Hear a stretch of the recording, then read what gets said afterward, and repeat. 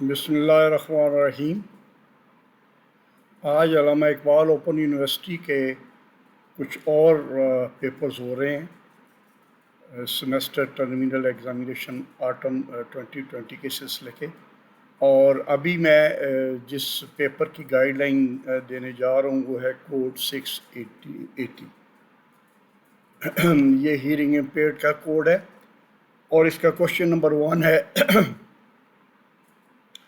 In what areas of child's development would you expect to find problem because of hearing impairment? What other professionals would be involved with the problems of hearing impaired child and his family? سب سے پہلے اس کے دو حصے question کے، واپس اس question کے دو حصے ہیں۔ ایک یہ ہے کہ ایریاز آف چائلڈ ڈیولپمنٹ جو ہے would you expect to find problems, پہلے ایریاز آف ڈیولپمنٹ دیکھ لیں، پھر کس ایریا میں ہمیں پرابلم کے جو ہے وہ امکانات ہیں، خدشات ہیں، وہ دیکھنے ہیں، اور پھر کون کون سے پروفیشنلز ہیں جو ان پرابلمس کو حل کرنے میں بچے اور اس کی فیملی کی مدد کر سکتے ہیں۔ دو مین حصے ہیں جی اس کوشچن کے۔ سب سے پہلے ہم دیکھ لیں ایریاز آف ڈیولپمنٹ کیا ہیں جی۔ یہ ایریاز آف ڈیولپمنٹ ہے جی، فزیکل اور موٹر ڈیولپمنٹ بچے کی ہو رہی ہوتی ہے جب سے وہ اس کی کنسپشن ہوتی ہے اور پھر دنیا میں آتا ہے، تو اس کی فزیکل ڈیولپمنٹ، قد بھی بڑھ رہا ہوتا ہے، وزن بھی بڑھ رہا ہوتا ہے، اور پھر وہ motor movement, fine motor skills, gross motor skills دونوں ڈیولپ ہو رہے ہوتے ہیں۔ So physical growth and the ability to move جو ہے وہ ایک اس کا ایریا ہے۔ دوسرا ہے جی ڈیفیشنسی ان کوگنیٹو ڈیولپمنٹ، جو the ability to think and learn, یہ جو ڈیفیشنسی یہ بھی امکان ہے، ہو سکتی ہے، لیکن عام طور پہ ہیئرنگ امپیئرڈ بچوں میں یہ ڈیفیشنسی نہیں پائی جاتی۔ پھر speech and language development, the ability to talk and express, یہ مین ایریا ہے ڈیولپمنٹ کا جس میں ہم ہیئرنگ امپیئرڈ بچوں کی ڈیفیشنسی دیکھتے ہیں۔ اس کی واضح وجہ یہ ہے چونکہ وہ سن نہیں سکتے، یعنی ان کو آڈیٹری ان پٹ نہیں ہو رہی ہوتی، اس لیے ان کے آؤٹ پٹ یعنی اسپیچ کی شکل میں وہ اس کو ادا بھی نہیں کر پا رہے ہوتے۔ ایک اور ایریا ہے سیلف ہیلپ سکلز یا adaptive development, the ability to eat, dress and take care of them self, اس میں ان کو کوئی خاص ایشو نہیں ہوتے۔ سوشل اینڈ ایموشنل ڈیولپمنٹ بھی ان کی ہوتی ہے جو ود ان دا لمیٹیشن دے ہے، لیکن اس میں کوئی ایکسیپشنل ہمیں ایشو نظر نہیں آتے سوشل اور ایموشنل ڈیولپمنٹ میں، ایکسیپٹ کہ یہ تھوڑے سے جو ہے سینسٹیو ہوتے ہیں اور اپنی ڈیفیشنسی کی وجہ سے ان کو تھوڑا سا کامپلیکس ہوتا ہے۔ جیسا کہ میں نے بتایا، سوال کا جواب یہ ہے کہ most affected area due to hearing impairment is speech and language development, the ability to talk, express needs, یعنی ریسیپٹیو لینگویج اور ایکسپریسو لینگویج دونوں میں ان کو لمیٹیشنز ہوتی ہیں، اور اس کو لک آفٹر کرنا از دا مین ایشو۔ اب اس سلسلے میں پروفیشنلز کیا کیا رولز ادا کر سکتی ہیں؟ پہلا تو رول انفیکٹ ہوتا ہے گھر والوں کا، گھر والوں نے ان کو جو ہے وہ لک آفٹر کرنا ہوتا ہے اور ان کے ساتھ کمیونیکیشن ڈیولپمنٹ کرنی ہوتی ہے۔ جو انیشیل سٹیج ہے اس میں وہ انٹرونشن چاہیے ہوتی ہے ENT اسپیشلسٹ کی، اور اسپیشلسٹ باقاعدہ کان کو معائنہ کرے گا، دیکھے گا یہ کس قسم کا ہیئرنگ لاس ہے، کنجینٹل ہے یا ایکوائرڈ ہے، یا یہ اس کا جو ہے کنڈکٹیو ہیئرنگ لاس ہے یا سینسری نیورل ہیئرنگ لاس ہے، کان کے کس حصے میں خرابی ہے، اور کس حد تک اس کی میڈیکیشن ہو سکتی ہے، ٹریٹمنٹ ہو سکتا ہے، یا آپریشن کوکلیئر ٹرانسپلانٹ کی شکل میں ہو سکتا ہے۔ پھر جو ہے جب ENT اسپیشلسٹ اس کو ریفر کرتا ہے آڈیالوجسٹ کے پاس، تو آڈیالوجسٹ کا کام ہوتا ہے کہ اس کا ایگزیکٹ پیمائش کرے ہیئرنگ امپیئرمنٹ کتنی ہے اس کی، اور پھر اس کے لیے ریکمینڈ کرے کہ کون سی ہیئرنگ ایڈ اس کے لیے سوٹیبل ہوگی، اور وہ اس کو جو ہے نا ریہیبلیٹیٹ کروائے۔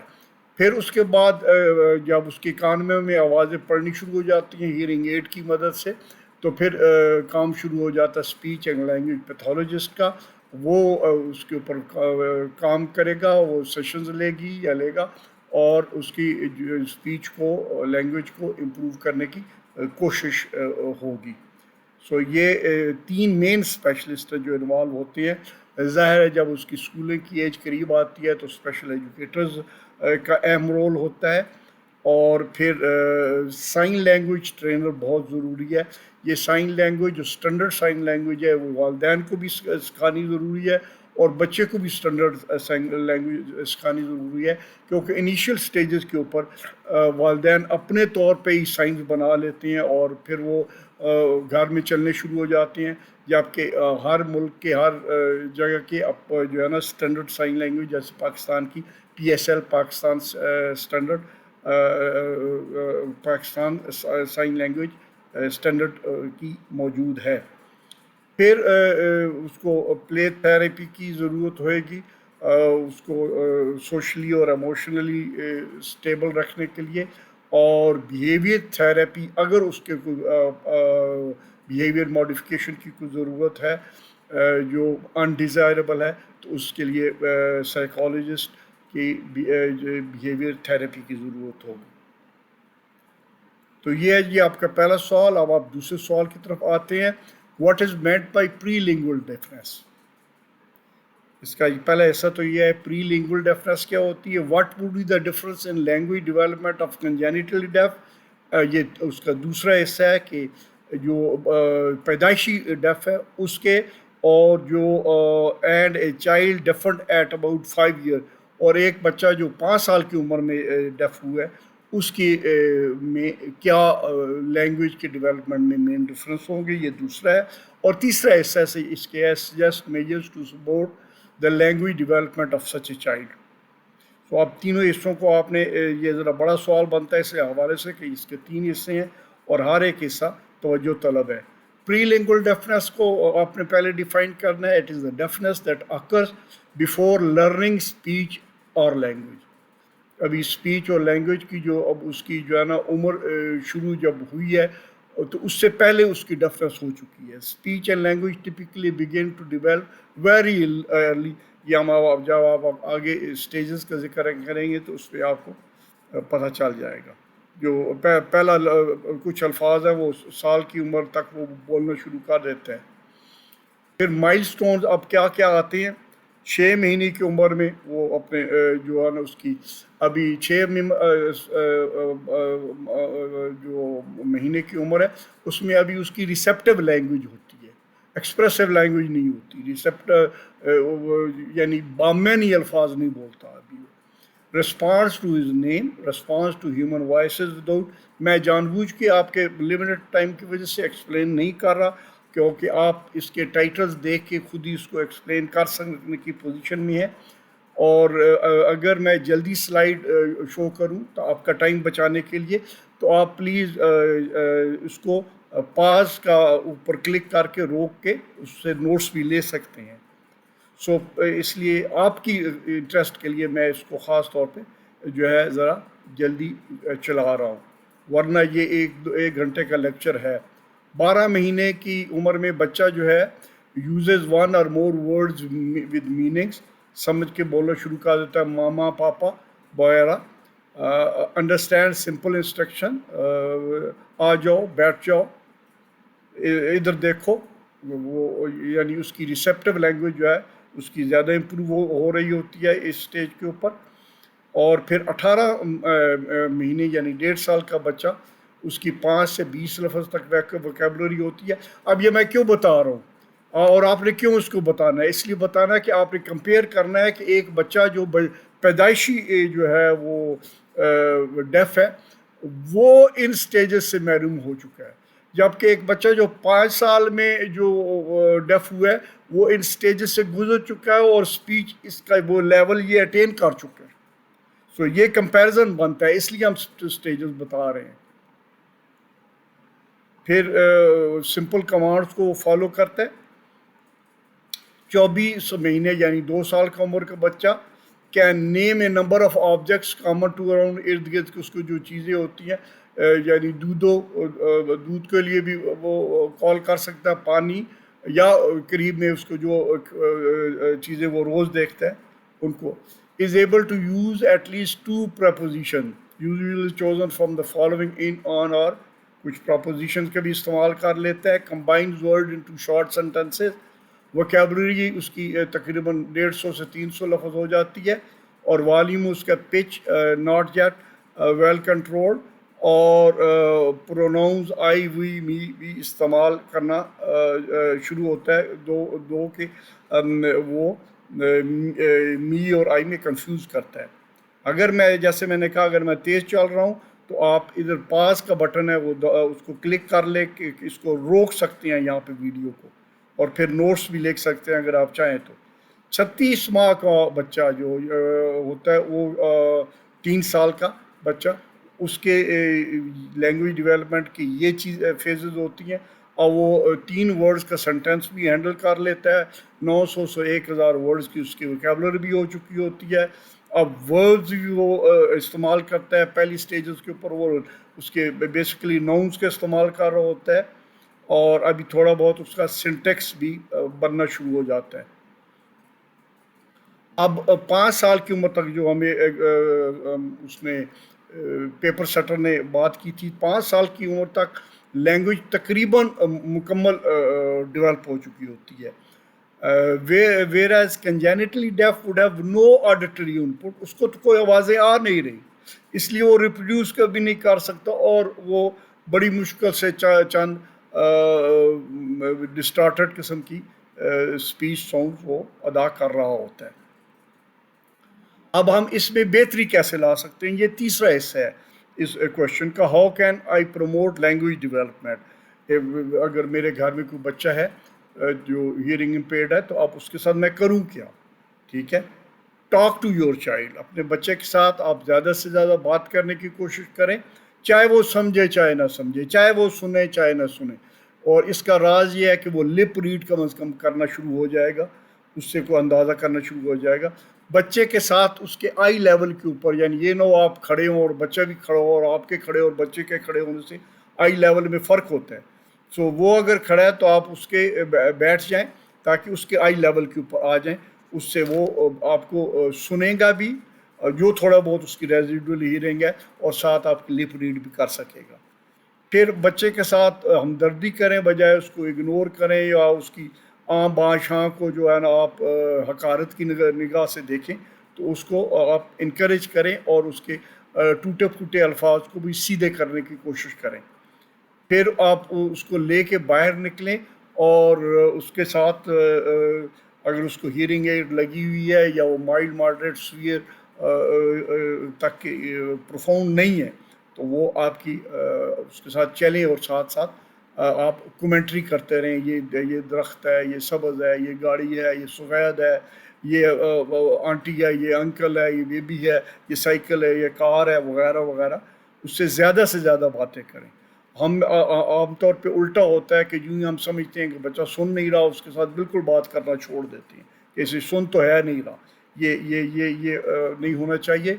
پلے فالو دا لیڈر، اور اس میں ساتھ جو ہے نا آپ گھر میں اگر موجود ہیں کوئی ایکٹیویٹی کر رہے ہیں تو جو ایکٹیویٹی کر رہے ہیں ساتھ ساتھ اس کے کامنٹری کرتے چلے جائیں. یہ دیکھو میں جمپ کر رہا ہوں، میں بھاگ رہا ہوں، میں پکڑ رہا ہوں، میں دیکھ رہا ہوں، میں کھا رہا ہوں، وغیرہ وغیرہ وغیرہ وغیرہ. پھر ٹھیک ہے، خاص طور پہ کھانے کی میز کے اوپر، کیونکہ بچہ دلچسپی سے کھانے میں شرکت کر رہا ہوتا ہے، تو اس کو الفاظ جو ہے نا اس کے منہ میں ڈالیں، اور اس کو الفاظ ووکیبلری میں اس کے اضافہ کرنے کی کوشش کریں.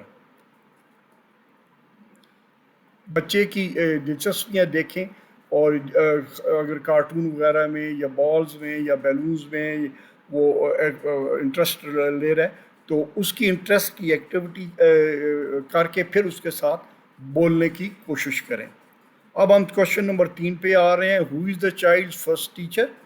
اچھا، یہ تھوڑا سا کوشچن کلیئرلی ورڈڈ نہیں ہے، اس وجہ سے آپ کو اس کی ایمبیگوٹی کا آپ کو فائدہ بھی ہو سکتا ہے. مثال کے طور پہ who is the child first teacher and what skills are imparted to the children in the first 5 years.